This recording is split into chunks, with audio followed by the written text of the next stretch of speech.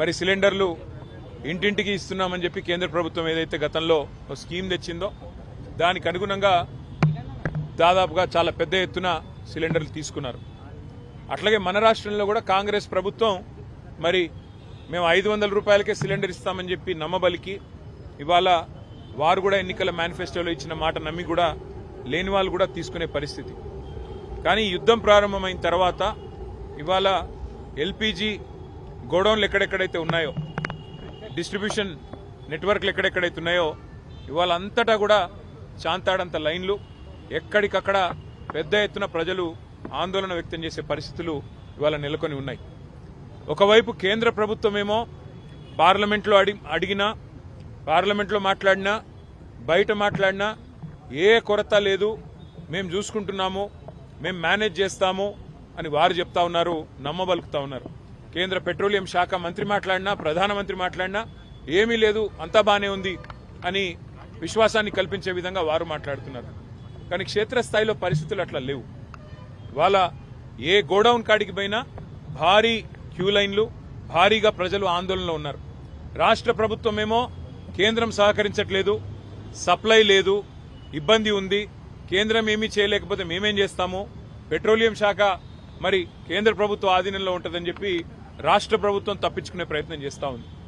మాకున్న విశ్వసనీయమైన సమాచారం ఏంది అంటే కేంద్ర ప్రభుత్వం కూడా ఈ 4-5 రాష్ట్రాల్లో ఏవైతే ఎన్నికలు ఉన్నాయో అప్పటిదాకా ఆగి మే 4 తర్వాత మరి సిలిండరు సైజును కూడా తగ్గించే ప్రయత్నం చేస్తూ ఉన్నారు అనేది మాకున్న విశ్వసనీయమైన సమాచారం.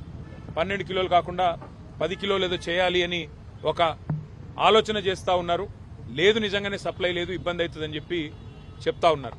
కానీ నిజానికి ప్రజలకు వాస్తవాలు తెలియనీయకుండా, ప్రజలకు వాస్తవాలు చెప్పకుండా మభ్యపెట్టి, ఇబ్బంది పెట్టి సామాన్య మధ్యతరగతి ప్రజలను రెండు ప్రభుత్వాలు కలిపి గోసబుచ్చుకుంటా ఉన్నాయి.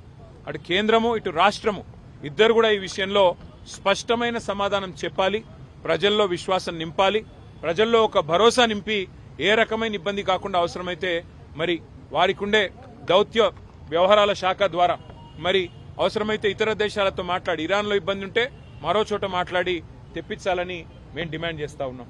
ముఖ్యంగా సామాన్య మధ్యతరగతి ప్రజలు, ఇందాక నేను చెప్పినట్టు ఆంబోతుల కొట్లాటలో లేగలు బలైనట్టు సామాన్య మధ్యతరగతి ప్రజలు ఇవాళ ఇబ్బంది పడతా ఉన్నారు. దేశవ్యాప్తంగా, రాష్ట్ర వ్యాప్తంగా తీవ్ర ఆందోళనలున్నాయి. అంతెందుకు, మా ఇంట్లో, అక్కడ ఇక్కడ చెప్పేది కూడా కాదు, మా ఇంట్లో నా వైఫే అడిగింది, యుద్ధంతో ఇంకా సిలిండర్లు దొరకవంట కదా, తెప్పించుకోవాలంట కదా అని చెప్పి అడిగే పరిస్థితి. అంటే ఇవాళ ప్రతి ఇంట్లో ఇది ఒక చర్చగా మారిపోయింది, చర్చనీయాంశంగా మారిపోయింది. కాబట్టి ఈ విషయంలో వెంటనే కేంద్ర రాష్ట్ర ప్రభుత్వాలు ఒక వివరణ ఇచ్చి మరి కేంద్రంలో, రాష్ట్రంలో కొరత లేకుండా చూడాలని, వెంటనే ఈ విషయంలో ఒక సకారాత్మకమైన వైఖరి ప్రకటించాలని చెప్పి రాష్ట్ర ప్రభుత్వాన్ని డిమాండ్ చేస్తున్నాం. ఎందుకంటే అబద్దాలు చెప్తా ఉన్నారు, కొరత లేదని వారు, సప్లై లేదని వీరు, మధ్యలో నలిగిపోతున్నది ప్రజలు. కాబట్టి వెంటనే ఈ విషయంలో వివరణాత్మకంగా చెప్పాలని చెప్పి శాసనసభ వేదికగా ఇవాళ అడ్జర్న్మెంట్ మోషన్ వాయిదా తీర్మానం ఇచ్చాము. చర్చకు పట్టుబడతాము. ప్రభుత్వం స్పందిస్తే మంచిది, స్పందించకపోతే తప్పకుండా ప్రజల తరపున ప్రశ్నలు